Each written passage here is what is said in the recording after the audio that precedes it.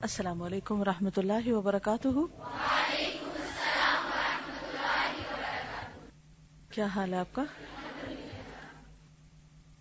نحمده ونصلی علی رسولہ الکریم، اما بعد فاعوذ باللہ من الشیطان الرجیم، بسم اللہ الرحمن الرحیم، رب اشرح لی صدری ویسر لی امری واحلل عقدۃ من لسانی یفقہوا قولی۔ فصل 52، کان کے بعد زبان کی مورچہ بندی۔ پھر یہ بڑا شیطان اپنے متبعین سے کہتا ہے، متبعین سے مراد فالوورز، کہ اب تم انسان کی زبان کے مورچے پر قبضہ جما لو، اب تم انسان کی زبان کے مورچے پر قبضہ جما لو، یعنی اس کی زبان کو اپنے کنٹرول میں لے لو، کیونکہ زبان انسان کا ایک اہم اور زبردست ناکہ ہے۔ یہ ایسا مورچہ ہے کہ بادشاہ یعنی قلب، دل کے بالکل سامنے ہے، یعنی دل کی ہر بات کہاں پر آتی ہے؟ زبان پر آتی۔ انسان کی زبان سے تم ایسے الفاظ اور کلمات نکلواؤ کہ اس کے حق میں سراسر مضرت رساں ہوں، نقصان دہ ہوں۔ شیطان کیا چاہتا ہے؟ کہ انسان کے منہ سے ایسی باتیں نکلواؤ جو اس کو نقصان دے، کسی حال میں بھی اس کے حق میں مفید نہ ہو، یعنی اس کو ان سے کوئی بھی فائدہ نہ ہو۔ سمجھ آئی؟ اور عام طور پر ہمارا دل کن باتوں میں لگتا ہے؟ جو زبان پر ہلکی ہوں، جن کے بارے میں کچھ سوچنا نہ پڑے، اور جو محض دل لگی کا سبب ہوں، یا محض ہماری خواہشات کا اظہار کرنے والی ہوں، یعنی جن کے پیچھے ہماری خواہشات ہوں، ہماری انا ہو۔ ذکر الہی، استغفار، توبہ، انابت یعنی اللہ کی طرف رجوع، تلاوت قرآن، نصائح یعنی نصیحتیں، پند و موعظت یہ بھی نصیحت ہوتی، تعلیم دین وغیرہ میں جو اس کے حق میں مفید ہوں اس کی زبان پر مت آنے دو۔ آپ نے دیکھا ہوگا کہ بعض اوقات کچھ باتیں، کچھ کلمات، کچھ دعائیں، کچھ چیزیں زبان پہ لانا بڑا ہی مشکل ہوتا ہے۔ کبھی ایسا تجربہ ہوا آپ کو؟ اس کے پیچھے کون ہوتا ہے؟ شیطان۔ کبھی وہ بلواتا ہے، کبھی وہ اس کو مشکل بنا کے پیش کرتا ہے تاکہ انسان کے منہ سے خیر کی بات نہ نکلے، کوئی اچھی دعا نہ نکلے، کوئی اچھا کلمہ نصیحت نہ نکلے، کیونکہ اچھا کلمہ کیا ہے؟ الکلمۃ الطیبۃ صدقہ۔ کیا وہ چاہے گا کہ ہم صدقہ کریں؟ کیا وہ ایسا چاہے گا؟ ہرگز بھی نہیں۔ تو وہ نہیں چاہتا کہ اس کی زبان سے کوئی اچھی بات نکلے، کلمہ حق نکلے۔ تو ایسی بات وہ نہیں چاہتا کہ اس کی زبان پر آئے، اس کی زبان پہ مت آنے دو۔ اگر تم اس مورچے پر قابو پالو گے اور اس کی حفاظت کرو گے، یعنی چھوڑو گے نہیں، تو تمہیں دو اہم عظیم الشان چیزیں مل جائیں گی، اور دو میں سے اگر ایک بھی حاصل ہو گئی تو بہت کچھ کامیابی حاصل ہوگی۔ اس لیے اس کی تحصیل کے لیے پوری کوشش کرو۔ پہلی چیز یہ ہے کہ زبان پر باطل الفاظ اور فاسد کلمات کے سوا کوئی بات جاری نہ ہونے دو۔ باطل جھوٹ، غلط بیانی، اور فاسد جو فساد پر مبنی ہو، جو بگاڑنے والی باتیں ہوں۔ بد زبانی اور بد گفتاری کرنے والا تمہارا بھائی ہے۔ تمہاری فوج کا سردار اور سرغنہ ہے، سرغنہ بھی سردار کے معنوں میں آتا ہے، تمہارا بہت بڑا معاون اور مددگار ہے۔ یعنی جو شخص بد زبانی کرتا ہے وہ تمہارا چیلا ہے انسانوں میں سے، اس کی پوری قدر کرنا۔ دوسری چیز یہ ہے کہ تم اس کی زبان پر قابو پالو گے تو وہ حق بات کہنے سے رک جائے گا، یعنی ایک طرف وہ باطل کہلواتا ہے اور دوسری طرف حق کہنے سے روکتا ہے۔ اور جو آدمی حق بات سے اپنی زبان کو روک لے وہ تمہارا گنگا بھائی ہے۔ پہلی قسم کا آدمی تمہارا بدگفتار بھائی ہے اور یہ تمہارا گنگا بھائی ہے۔ اب آپ سوچئے کہ اگر آپ کے دو بھائی ہوں یا دو بہنیں ہوں یا دو لوگ جو آپ کے ساتھ رہتے ہیں ایک تو بولے ہی نہ، کوئی بات ہی نہ کرے، اور دوسرا جو بات کرے دل آزاری کی کرے، جھوٹ ہو، غیبت ہو، چغلی ہو، تو کیا حال ہوگا آپ کا؟ سوچئے، اگر آپ کو ایسے لوگوں کے بیچ میں رہنا پڑے جن کی ہر بات دین سے دور ہو، غلط ہو، گالی گلوچ پر مبنی ہو، ناروا ہو، زیادتی کی ہو، یا پھر کسی بھلی بات میں تمہارا ساتھ ہی نہ دے، نہ کسی بھلے کلمے سے تمہاری تائید کرے، نہیں دوسرا جو ہے، تو زندگی جہنم سے کام تو نہیں ہوگی. اور اگر کسی کی زندگی دنیا میں ایسی ہے تو پھر وہ آخرت میں کس طرف لے جائے گی. دوسری چیز یہ ہے کہ تم اس کی زبان پر قابو پالو گے تو وہ حق بات کہنے سے رک جائے گا، اور جو آدمی حق بات سے اپنی زبان روک لے وہ تمہارا گنگا بھائی ہے. پہلی قسم کا آدمی تمہارا بد گفتار بھائی ہے، اور یہ تمہارا گنگا بھائی ہے. بسا اوقات بد گفتار بھائی کے مقابلے میں گنگا بھائی تمہارے حق میں زیادہ مفید ہوتا ہے. کیا تم نے کسی واعظ ناصح کا مقولہ نہیں سنا؟ المتکلم بالباطل شیطان ناطق والساکت عن الحق شیطان اخرس. بد گفتار آدمی بولنے والا شیطان ہے، اور حق سے خاموش رہنے والا گنگا شیطان ہے. ہیں دونوں ہی شیطان. دیکھو میرے بیٹو، یعنی شیطان اپنے فالوورز یا چیلوں کو کہتا ہے، اس مورچے پر اپنے گھوڑے باندھے رکھو، اس مورچے پر اپنے گھوڑے باندھے رکھو اور پوری قوت مہیا کر رکھو، اس کی پوری پوری حفاظت کرو. خیال رہے کہ اس کی زبان سے کوئی حق بات نکلنے نہ پائے، بدگفتاری ہی اس کی زبان سے جاری رہے. باطل اور فاسد باتیں خوب مزین اور آراستہ کر کے اس کے سامنے دہراتے رہو تاکہ بدگفتاری جاری رہے. بدگفتاری یعنی برا کلام. حق بات سے اس کی زبان کو روک دو اور اسے ڈراؤ کہ حق بات زبان سے نکالی تو مارے گئے، پھر تو کوئی تمہیں جینے نہیں دے گا، پھر تو سب لوگ تمہارے مخالف ہو جائیں گے. اس کی کوئی عملی مثال یا دلیل دیں؟ بعض اوقات ایک شخص کو غلط کام کر رہا ہوتا ہے اور آپ کا دل چاہتا ہے کہ آپ اس کو بتائیں کہ یہ کام غلط ہے، یہ بات غلط ہے، لیکن آپ کہہ نہیں سکتے. کیوں؟ ڈرتے ہیں. یہ ڈر کون دل میں ڈال رہا ہوتا ہے؟ اللہ کا ڈر تو نہیں روکتا اس سے. اللہ کا ڈر ہو تو انسان جو بات جہاں جس کو اس کے فائدے کی بتانی چاہیے وہ بتا دے. یہاں شیطان روکتا ہے. یا اگر انسان کسی طرح ہمت جرت کر کے کہہ بھی دے تو عموماً وہ ایسے انداز میں کہلواتا ہے کہ اس کا فائدے کی بجائے نقصان ہو جائے. دیکھیے بہت سی باتیں لوگ خود نہیں کہتے کسی کو، خود ان میں جرت نہیں ہوتی کہ کسی کو کہہ دیں کہ یہ ٹھیک نہیں ہے یا یہ ٹھیک ہے. وہ کیا کہتے ہیں؟ کسی اور کو جا کے شکایت لگا دیں گے. غیبت کرنا ان کے لیے بڑا آسان ہے، لیکن خود نہیں کسی کو بتا سکتے کہ بھائی ایسا کرو اور ایسا نہ کرو. یہ کس قدر یہ مسئلہ عام ہے نا. مثلا آپ کے سامنے کوئی کسی پہ ظلم کر رہا ہے یا کوئی غلط بات کر رہا ہے تو آپ اس کو جا کے خود منع کریں. شیطان یہ نہیں کرنے دیتا، اس کو مشکل بنا دیتا ہے. پھر کیا کرتا ہے؟ وہ بات وہاں سے نوٹ کر کے پھر کہتا ہے جا کے کسی اور کو کرو. اب اس سے کیا ہوگا؟ جب غیبت ہوگی تو اپنے عمل اس کے ٹرانسفر ہو جائیں گے اس طرف.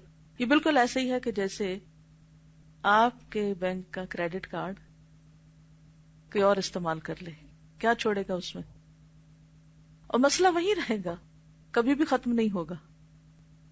کیونکہ جو آپ کو برا لگ رہا ہے یا جو برائی کر رہا ہے وہ تو ویسا ہی کرتا جائے گا، کیونکہ اس کو تو پتہ ہی نہیں کہ وہ کر رہا ہے، یا پتہ بھی ہے تو اسے کوئی روکنے والا نہیں.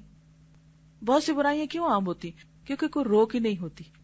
آپ دیکھیں کہ اگر کسی نالی سے گندا پانی نکل رہا ہے اور ہر شخص دوسروں کو جا کے بتائے وہ نالی سے گندا پانی نکل رہا ہے، گندا پانی نکل رہا ہے، گندا پانی نکل رہا ہے، اور خود اس کے صحیح روکنے میں کوئی بندوبست نہ کرے تو نتیجہ کیا ہوگا؟ وہ تو کیچڑ بن جائے گا، وہ تو سب کوئی گندا کر دے گا. یعنی جہاں حق بتانا چاہیے تھا وہاں نہیں بتایا تو یہاں کون سا شیطان ہے یہ؟ اور جہاں نہیں کہنا چاہیے تھا وہاں جا کے کہہ رہا ہے بدگفتار شیطان. یہی دو ٹارگٹ ہے، اور اسی کا شکار اس نے اکثریت انسانوں کو بنایا ہوا ہے. بہت سے لوگ اس کے اسی پھندے کا شکار ہیں.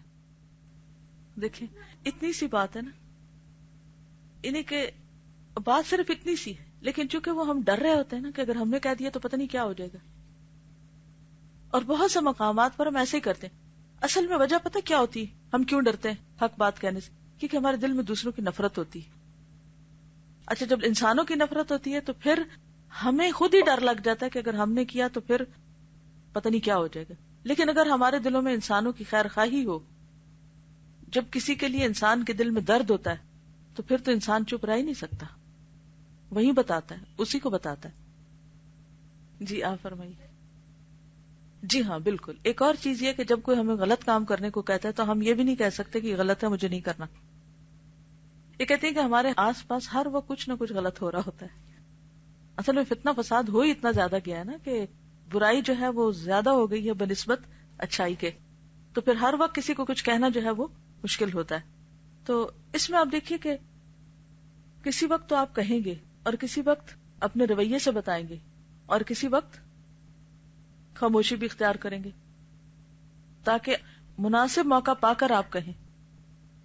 بعض اوقات ہم حق کہہ رہے ہوتے ہیں مگر الفاظ کا چناؤ غلط ہوتا ہے جس کی وجہ سے وہ پھر فائدہ نہیں ہوتا. یہ کہنے کے بجائے نا حلیہ درست کریں، یہ الفاظ کا چناؤ جو ہے یہ درست نہیں. ٹھیک ہے، کیا کہہ سکتی ہیں؟ اس سے بہتر کون سا لفظ ہو سکتا ہے؟ آپ کا لباس مناسب نہیں ہے، یہ تو نہیں کہیں گے. کیا کہیں گے؟ نہیں، لیکن پھر اس کی نیت تو اللہ کو راضی کرنا نہیں ہوگی نا. اللہ کا لفظ بے شک آپ ڈائریکٹ نہیں بولیں، لیکن ایسٹ ویسٹ بھی نہ یوز کریں، کیونکہ ہم نے لوگوں کو ایسٹرن اور ویسٹرن تو نہیں بنانا. ہم نے کیا کرنا ہے؟ مسلمان ہے، اللہ راضی ہو ان سے.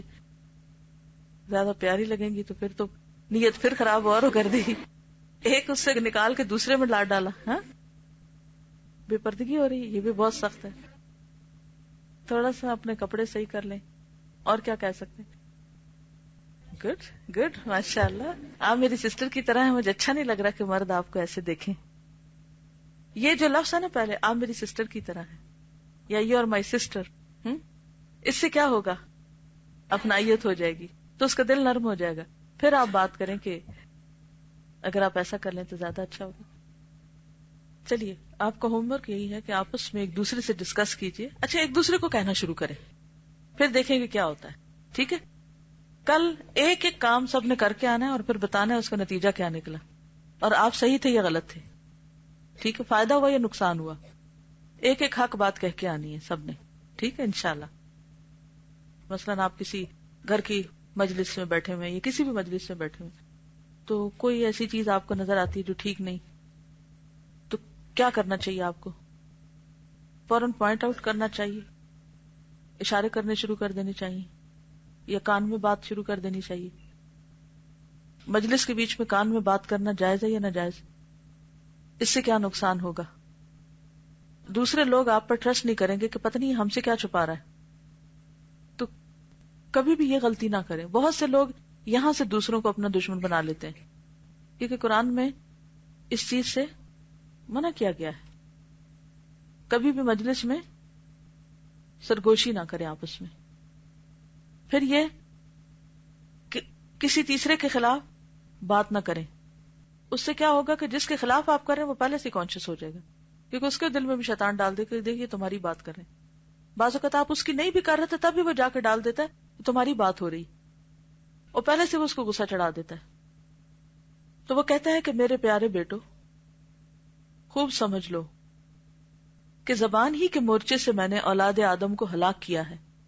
زبان ہی کے ذریعے میں اسے تباہ کرتا ہوں، منہ کے بل دوزخ میں جھونک دیتا ہوں، بہت سو کو اس کے ذریعے قتل کے گھاٹ اتار دیتا ہوں، بہت سو کو اسیر اور قیدی بنا دیتا ہوں، بہت سو کو زخمی اور نیم جان کر کے رکھ دیتا ہوں. یہ نہایت اہم مورچہ ہے اور اس قسم کے بے شمار کام اس سے انجام پاتے ہیں. میں تمہیں وصیت کرتا ہوں کہ اس مورچے کی پوری پوری حفاظت کرنا. تم میں سے اگر کوئی کسی آدمی کی زبان سے برے الفاظ، برے کلمات کہلوا دے تو دوسروں کا فرض ہونا چاہیے کہ سننے والوں کی زبانوں پر قابو پالیں اور ان سے کہلوا دیں کہ واہ بھائی واہ، کیسی اچھی بات کہی ہے، اور پھر اس کی بات کی پوری پوری عظمت اور وقت کا اسے احساس دلا دو، مستعجبانہ لہجے میں، یعنی تعجب انگیز، مستعجبانہ امیزنگ لہجے میں تعریف اور توصیف کرا دو، تاکہ اصل بات کرنے والا دوبارہ انہی الفاظ اور کلمات کو خوش ہو کر دہرانے لگے۔ یعنی بعض اوقات کو خراب سی بات کرتا ہے، لوگ اس کو اپریشیٹ کرنا شروع کر دیتے، اور پھر وہ غلط لفظ ہر ایک بولتے بولتے غلط لام ہو جاتا ہے۔ میرے بیٹو، تم اس بارے میں ان لوگوں کے معاون بن جاؤ اور ان کی پوری پوری معاونت کرو، یعنی مدد کرو۔ ہر دروازے کے اندر جا گھسو، ہر جگہ جا بیٹھو اور گھات میں لگے رہو۔ جیسے تو نے میری راہ ماری ہے، میں بھی بڑے سیدھے راستے پر بنی آدم کی طاق میں بیٹھوں تو صحیح، پھر ادبدا کر ان کے آگے سے آؤں، یعنی ان کے آگے سے ان کو برگلاؤں، ان کے پیچھے سے آؤں اور ان کی دائیں طرف سے آؤں اور ان کی بائیں طرف سے آؤں، اور تو اکثر بنی آدم کو شکر گزار نہیں پائے گا۔ کیا تم نہیں دیکھتے کہ میں اولاد آدم کے تمام راستے گھیرے بیٹھے رہتا ہوں، کسی ایک کا راستہ بھی چوکتا نہیں، اور جس طرح بھی ممکن ہوتا ہے اپنا مقصد پورا کر لیتا ہوں۔ یہ مقصد اگر مکمل طور سے حاصل نہیں ہوتا، کچھ نہ کچھ تو ضرور حاصل کر لیتا ہوں۔ شیطان کے مقائد سے خود رسول اللہ صلی اللہ علیہ وسلم نے بھی ڈراتے ہوئے ارشاد فرمایا ہے، ان الشیطان قد قعد لابن آدم بطرق کلھا، یہ حقیقت ہے کہ بنی آدم کے تمام راستوں پر شیطان بیٹھا ہوا ہے۔ یعنی اوپر والی آیت جو ہے اس کی یہ وضاحت ہے، یہ حدیث۔ آپ نے کبھی بچوں کو وہ کھیل کھیلتے ہوئے دیکھا ہے کہ جس میں وہ ایک طرف بھاگتے ہیں تو پکڑنے والا آگے سے پکڑتا ہے، پھر وہ پیچھے پلٹتا ہے تو جو بچہ دوسرے کو پکڑ رہا ہوتا وہ دوسری طرف سے آ جاتا ہے۔ اس کھیل کو کیا کہتے ہیں؟ پکڑن پکڑائی۔ ہاں جی، تو اس سے کیا ہوتا ہے؟ جان چھڑانی مشکل ہو جاتی ہر طرف سے۔ تو آپ یہی سمجھیں کہ شیطان بھی آپ کے ساتھ ہر وقت پکڑن پکڑائی کھیل رہا ہوتا ہے۔ بچوں کو یہ کھیل بہت پسند ہے۔ اگر آپ ان کو شیطان کا یہ کانسیپٹ سمجھانا چاہتے ہیں کہ کس طرح وہ ان کے پیچھے لگا ہوا ہے اور کس طرح ہر راستے سے ان کی طرف آ رہا ہے، تو آپ ان کو اسی کھیل سے بات سمجھا سکتے ہیں۔ کیونکہ پکڑنے والا سامنے جب نظر آتا ہے تو پھر انسان کیا کرتا ہے؟ بعض اوقات آپ نے دیکھا ہوگا کہ جس کو پکڑا جا رہا تھا وہ رک کے تدبیر کرتا ہے کہ اچھا اب میں ادھر سے نکل جاؤں۔ اچھا، یہ تدبیر کر رہا ہوتا ہے تو سامنے والا پکڑنے والا بھی تدبیر کر رہا ہوتا ہے، اور وہ بھی گیس کر رہا ہوتا ہے کہ اچھا اب یہ کدھر سے نکلے گا، اور وہ پہلے سے ادھر آ جاتا ہے، اور پھر وہ اس کو ڈاج دے کے دوسری طرف جانے لگتا ہے تو وہ بھی ادھر سے بھاگ کے پھر آ جاتا ہے۔ بس آپ یوں ہی سمجھے کہ شیطان یہی کر رہا ہے۔ آپ تدبیر کرتے ہیں کہ میں اس راستے سے بچ جاؤں گا تو وہ ادھر پہنچ جاتا ہے، آپ ادھر سے پھرتے ہیں تو دوسری طرف پہنچ جاتا ہے، پیچھے کو پلٹتے تو پیچھے چلا جاتا ہے، آگے کو جاتے تو آگے جاتا ہے، کہیں سے چھوڑتا نہیں۔ شیطان اسلام کے راستے پر جا بیٹھتا ہے۔ جب کوئی اسلام قبول کرتا ہے تو اسے ورغلاتا ہے کہ کیا تو اپنا اور اپنے آباء و اجداد کا دین چھوڑ رہا ہے۔ مثلا آپ قرآن مجید پڑھتے ہیں تو بہت سے ایسے کام کرنے لگتے ہیں کہ جو آپ کے والدین نہیں کرتے، تو کئی دفعہ یہ وسوسہ نہیں آتا کہ ساری زندگی تو ہم ایک بات کرتے رہے اور اب یہ ہمیں کوئی اور بات بتائی جا رہی؟ ہوا کبھی ایسے کہ ہم نے اپنے گھروں میں تو کچھ اور دیکھا ہے، ہماری برادری میں تو کچھ اور ہوتا ہے، فلاں اسکالر تو کچھ اور کہتے ہیں اور یہ تو کچھ اور ہی کہا جا رہا ہے، یہ تو کچھ اور ہی لکھا ہوا ہے، کہ میری سمجھ میں تو نہیں غلطی؟ اور اس طرح شکوک و شبہات ڈال کر ایک حق بات سے شیطان انسان کو پھیر دیتا ہے۔ کہتا تم اپنے باپ دادا کا دین چھوڑ رہے ہو۔ آدمی اس کی مخالفت کرتے ہوئے بھی اسلام قبول کر لے تو وہ اس کی ہجرت کی راہ پہ جا بیٹھتا ہے۔ ہجرت وسیع تر معنوں میں تو ایک وطن یا ایک ملک چھوڑ کر دوسرے ملک جانا ہے اپنے دین پر عمل کرنے کے لیے، لیکن چھوٹی ہجرتیں بھی ہوتی ہیں، گناہوں کو چھوڑنا بھی ہجرت ہوتا ہے۔ تو جب انسان کو گناہ چھوڑنے لگتا ہے تو پھر وہ نہیں چھوڑنے دیتا، یا کوئی بری عادتیں یا کوئی ایسا پیشہ اس نے اختیار کیا ہوتا ہے جو حرام ہوتا ہے، تو شیطان کہتا ہے کہ نہیں، اس کو تو چھوڑ کے تمہاری روزی کا کیا بنے گا، اور اسے ورغلاتا ہے کہ ارے تو اپنا قدیم وطن، قدیم آسمان اور زمین چھوڑ رہا ہے۔ اس کی جب یہ بات بھی نہ مانی جائے تو اس کے جہاد کے راستے پہ آ بیٹھتا ہے اور اسے ورغلاتا ہے کہ او بھلے آدمی، خواہ مخواہ اپنی جان دیتا ہے، تیرا مال دوسرے کھائیں گے، تیری بیوی کسی اور سے نکاح کر لے گی، لیکن مومن بندہ اس کی بات نہیں سنتا اور جہاد کرتا ہے، یعنی جنگ کے معنوں میں یہاں۔ بڑا شیطان اپنے متبعین یعنی فالوور سے کہتا ہے کہ پیارے بیٹو، تم اولاد آدم کی خیر و فلاح کے ہر راستے پر جا بیٹھو، انہیں ورغلاؤ، بہکاؤ، خیرات اور صدقات کی راہیں گھیرو، اور نفس سے کہو کہ ارے او بھلے آدمی، تو اپنا سب کچھ خرچ کر ڈالتا ہے، اس سے تو ایک دن میں فقیر بن جائے گا۔ سنا نہیں کہ ایک شخص سے کسی سائل نے صدقے کی درخواست کی تو میں نے اس کی زبان سے کہلوا دیا، ہم اپنا مال اگر تمہیں دے دیں تو تمہاری طرح بھکاری نہ ہو جائیں۔ دیکھنے میں کتنا ذہین شخص کا جملہ ہو سکتا ہے کہ فقیر مانگ رہا تھا تو دینے والے نے کیا کہا، مالدار نے، کہ اگر ہم تمہیں دے دیں تو ہم بھی تمہارے جیسے نہیں بن جائیں گے، ہم بھی فقیر بن جائیں گے، پھر ہم دوسروں سے مانگے، یعنی دوسرے لفظوں میں کیوں دیں تم کو۔ حج کا ارادہ کرنے والے کو گھیرو اور اس سے کہو کہ او نیک بخت، حج کا راستہ تو بڑا خوفناک ہے، مشقتوں سے لبریز اور جان و مال کے خطرے سے پر ہے۔ اسی طرح اس کے ہر خیر و فلاح کے راستے پر دھرنا دے بیٹھو، یعنی جم کے بیٹھ جاؤ، اسے نیک کام سے روک دو، اس عمل کی صعوبتیں اور آفتیں بتلا بتلا کر اسے راستے سے بھٹکا دو۔ اس کے بعد معاصی اور گناہوں کو ہاتھ میں لو، بنی آدم کی نگاہوں کے سامنے معاصی کو حسین بنا کر پیش کرو۔ معاصی، گناہ، انسان کے قلب میں گناہوں کو آراستہ و پیراستہ کر کے پہنچاؤ۔ اس سلسلے میں عورتوں کو اپنی سب سے بڑی معاون بنا لو، عورتوں کے ذریعے ان لوگوں میں جا گھسو، عورتیں تمہاری پوری پوری مددگار ثابت ہوں گی۔ اب ہاتھ پاؤں کے مورچے سنبھال لو، اور جو چیز اپنے مقصد کے خلاف پاؤ اسے ادھر ادھر مت جانے دو، اور پوری قوت سے روک دو، نہ ہاتھ کو آگے بڑھنے دو نہ پاؤں کو، یعنی نیکی کے کام میں آگے ہی نہ بڑھنے دو، سستی اور غفلت ڈال دو۔ اچھا، عورتوں کی بات کی تو اب آپ سوچ رہے ہوں گے کہ یہ تو ہمارے خلاف بات ہے۔ حقیقت یہ ہے کہ نبی صلی اللہ علیہ وسلم نے جو فرمایا تھا نا کہ میں نے اپنی امت کے مردوں کے لیے عورت سے بڑھ کر کوئی فتنہ نہیں پایا۔ عورت جو ہے وہ مرد کی کمزوری، ویکنس، اور شیطان عورتوں کو اپنے پنجے میں لے کر مردوں کو غلط راستے پہ ڈالتا ہے، اور اگر عورت نیک ہو تو اس سے بڑھ کر مرد کے لیے کوئی مددگار بھی نہیں ہو سکتا۔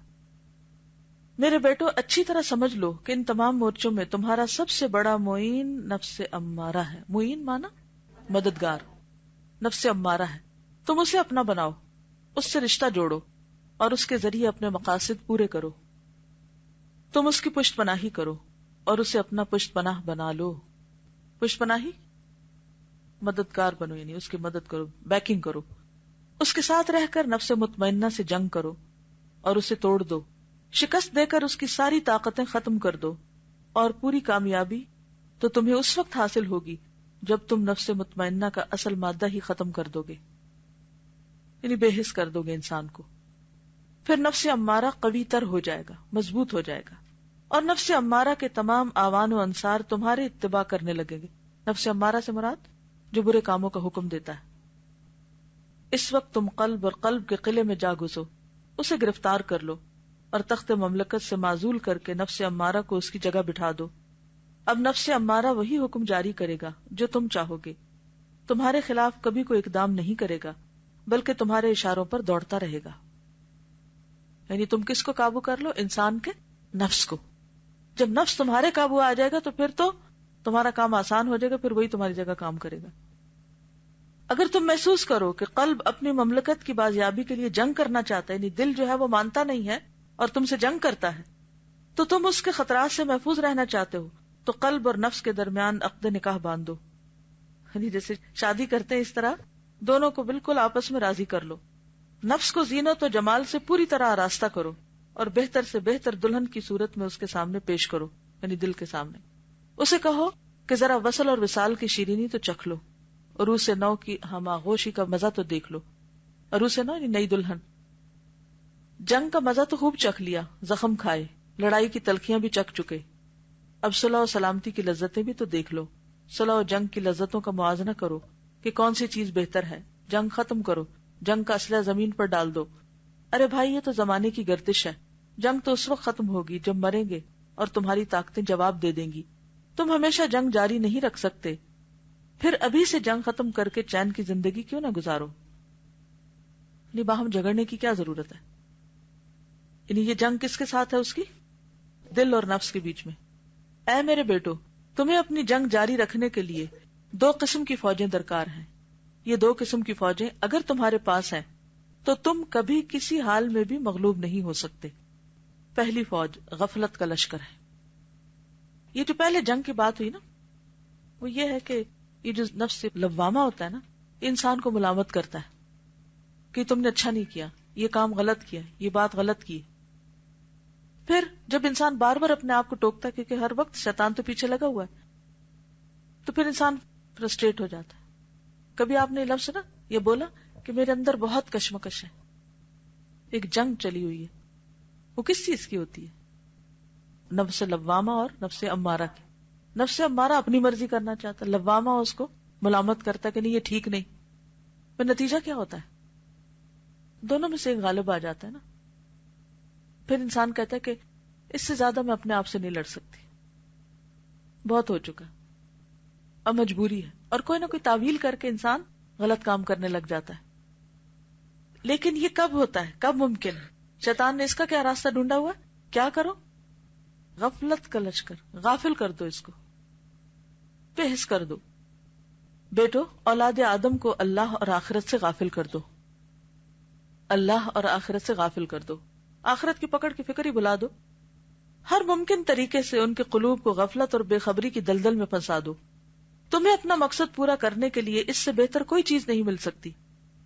قلب کو جب تم غفلت میں ڈال دو گے تو اس پر اس کے تمام آوان اور انصار یعنی مددگار پر تمہاری حکومت قائم ہو جائے گی.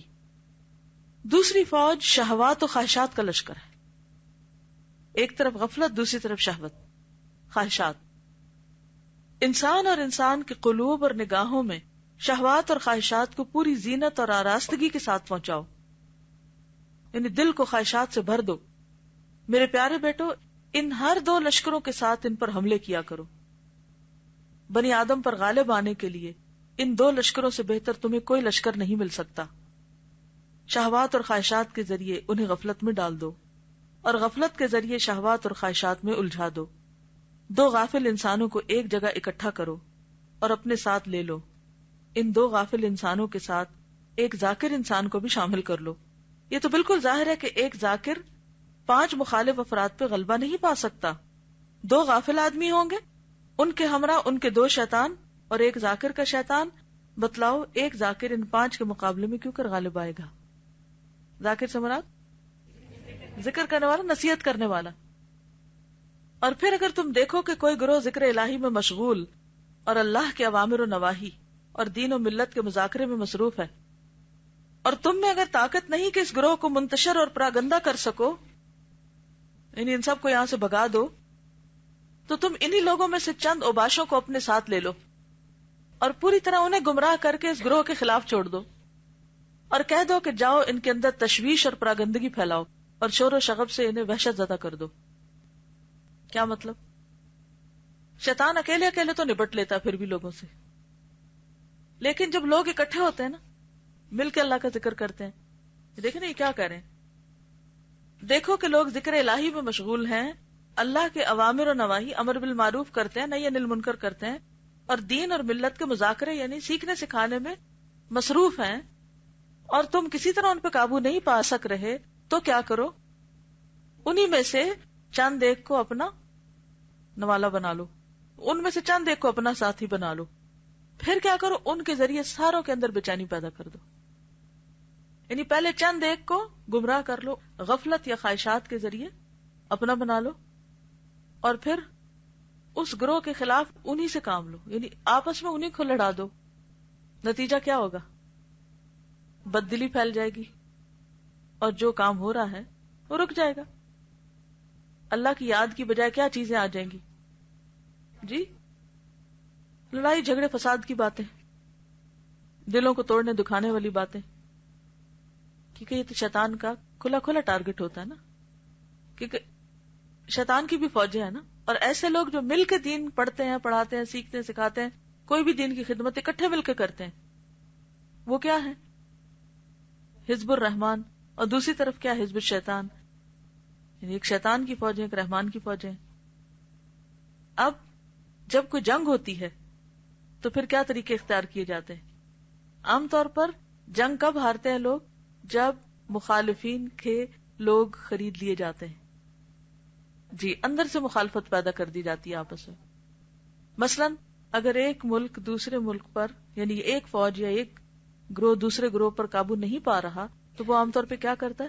لڑائی چھوڑ کے مخالف گروہ کے کچھ افراد کو بڑی بڑی آفرز دے کے خرید لیتے ہیں اور پھر ان کو اپنا ٹول بنا لیتے ہیں, ایجنٹ بنا لیتے ہیں, اور پھر ان کے ذریعے انہی کی فوج کے اندر انہی کے ملک کے اندر انتشار پھیلاتے ہیں. پھر وہ آپس میں لڑتے لڑاتے ہیں, مارتے مرتے ہیں, اور پھر بھی ہم کہتے ہیں نہیں شیطان کیا, ہم تو خود ہی ایسے ہیں, پھر بھی شیطان کی بات نہیں کرنے دیتے. یعنی اس وقت مسلمانوں کے اندر جو یہ ہو رہا ہے یہ کہیں اور نہیں آپ کو مثال ملے گی, یہ صرف مسلمانوں ہی کے اندر ہو رہا ہے. ایسی غداریاں, دھوکے, فتنے, فساد یہ مسلمانوں ہی کے اندر ہیں. اور پھر ان میں سے بھی جو دین پڑھنے والے ہیں ان کے اندر یہ فتنہ زیادہ ہوتا ہے. یعنی بہت دفعہ میں سوچتی ہوں کہ ایسا کیوں ہوتا ہے کہ جہاں بھی دین کا کام ہونے لگتا ہے, مشرق میں یا مغرب میں, شمال میں یا جنوب میں, چھوٹے لیول پر یا بڑے لیول پر, تجربہ کر کے دیکھ لیں, اس میں سب سے بڑی آفت ان کے دلوں کا پھٹنا ہوتا ہے, ان کا آپس میں ایک دوسرے کی لگ پلنگ کرنا ہوتا ہے. آپ دیکھیں بڑی بڑی ملٹی نیشنل کمپنیاں ہوں گی, لوگ دنیا کے لیے کام کر رہے ہوں گے, ان میں آپس میں پیار محبت بھی ہوگا, ایک دوسرے کی بات بھی سن لیں گے, سپورٹ بھی کریں گے, وفاداریاں بھی ہوں گی, لیکن جو ہی کوئی دین کا کام شروع کرے گا تو محبتوں سے زیادہ نفرتیں ہوں گی, اور یہ وہاں ہوں گی جہاں اللہ سے تعلق کمزور ہوگا, آخرت کی یاد بھول جائے گی. کیونکہ جہاں یہ دو چیزیں ہوتی ہیں وہاں شیطان اس طرح حملہ کر ہی نہیں سکتا. کیونکہ جب انسان خدا کو سامنے دیکھتا ہے نا اور آخرت اس کے سامنے ہوتی ہے تو اس کے بہت سے امور خود ہی سیدھے ہونے لگتے ہیں, پھر اللہ کی اس کو مدد حاصل ہوتی. وہ حدیث میں آتا ہے نا کہ اللہ دو شریکوں کا ساتھی ہوتا ہے جب تک وہ ایک دوسرے کی خیانت نہ کرے. جب ایک دوسرے سے خیانت کر جاتا ہے تو پھر اللہ کی مدد دور ہو جاتی, اور جہاں سے اللہ کی مدد ہٹ جائے پھر وہاں کیا خیر, کیا بھلائی اور کیا برکت ہو سکتی ہے. اور اس میں بھی آپ دیکھیے کہ جب تک انسان خود اس کو ریئلائز نہ کرے تو کوئی اور آ کے باہر سے مدد نہیں کر سکتا. کیونکہ جب مقصد سامنے ہوتا ہے تو انسان ہر چیز کو بھول جاتا ہے, اور جب مقصد پیچھے چلا جاتا ہے تو چھوٹی چھوٹی باتوں کو بھی پہاڑ جیسا سمجھتا ہے, چھوٹی چھوٹی باتوں پر بھی انتہائی حساس. مثلا جیسے اگر کسی نے پہاڑ پہ چڑھنا ہے اور اس کے پاؤں میں کانٹا چبھ گیا یا کچھ اور ہو گیا تو بیٹھ جائے گا وہیں, رونے لگے گا, کیا کرے گا؟ بعض اوقات کانٹا پاؤں میں ہوگا پھر بھی چڑھتا جائے گا کہ نہیں مجھے تو چڑھنا ہے, میرا تو مقصد کہیں اور پہنچنا ہے, میں ان باتوں میں اپنا وقت ضائع کروں. لیکن جب مقصد سامنے نہیں ہوتا تو پھر انسان کو چھوٹی سی بات بھی بہت بڑی لگتی. اور یہ بھی شیطان کا ہتھ کنڈا ہوتا ہے کہ انسان کو مقصد سے غافل رکھے. غرض یہ کہ انہی کے اقران میں نے قرین کی جمع ہے, ساتھی, ہم جنس یعنی ایک جیسے, نہیں جیسے لڑکیاں ہیں آپس میں تو یہ ہم جنس ہے. ہم نواؤں کو, ہم نوا ہیلپر سپورٹرز کو اپنا معین و مددگار بنا لو.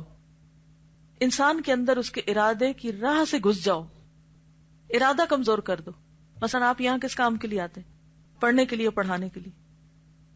آپ میں سے ہر ایک کو کسی نہ کسی طرح کی مشکل ضرور ہوگی, مخالفتیں بھی کسی کی ہوں گی, لیکن آپ کب تک ان پہ قابو پاتے ہیں؟ جب تک آپ کا ارادہ اپنا مضبوط ہوتا ہے.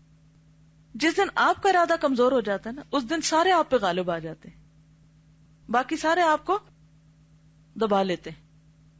لیکن جب تک آپ کا ارادہ پکا رہتا, جیسے وہ حضرت موسیٰ علیہ السلام کے قصے میں نے کہا تھا نا, او امدیہ حقوبہ, کس چیز کی مضبوطی تھی؟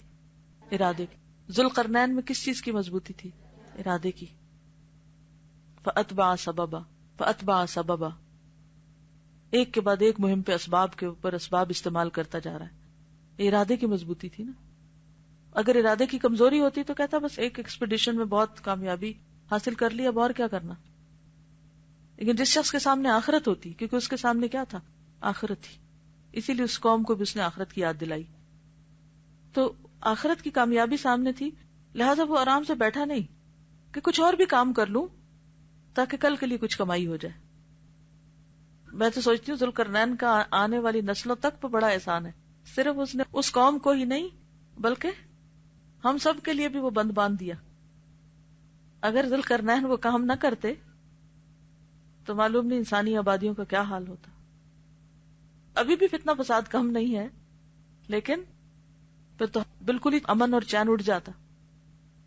جی کہتے کہ کیا یہ بھی ارادے کمزوری تھی کہ چھوٹی چھوٹی چیزیں ڈسٹرب کر دیتی؟ بالکل.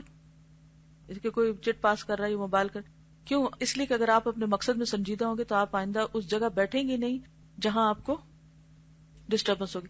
اور اگر آپ کا اپنے مقصد میں سچے نہیں ہے نا، پھر کیا کہیں گے؟ پھر آپ کہہ دیں گے اپنے ٹیچر کو، اپنے پیرنٹ کو، خود اپنے آپ کو بھی کہہ دیں گے میرا کیا قصور، میں تو بیٹھا ہوا تھا، وہ ماحول ہی نہیں تھا ایسے. دیکھیں جن بچوں نے پڑھنا ہوتا ہے نا، وہ یہ نہیں کہتے کہ وقت نہیں ملا، وہ وقت نکال لیتے ہیں. اور جنہوں نے پڑھنا نہیں ہوتا، اگر آپ ان سے پوچھیں کہ کیوں نہیں پڑھا، وہ ہر ایک چیز پوری لسٹ بتائیں گے آپ کو کہ وقت یہاں چلا گیا، یہاں چلا گیا، یہاں چلا گیا، اس نے ڈسٹرب کر دیا، اس نے بلا لیا، فلاں فلاں فلاں. میرا تو قصور ہی کوئی نہیں، میں تو بالکل معصوم ہوں. وہ تو اپنی کوشش میں لگا ہوا ہے. لیکن ہمیں ہوشیار رہنا ہے کہ کس طرح ہم اس کی چالوں کو سمجھیں اور پھر مضبوط ارادے کے ساتھ اور اللہ کی مدد کے ساتھ اس کی دشمنی سے باہر نکل آئیں.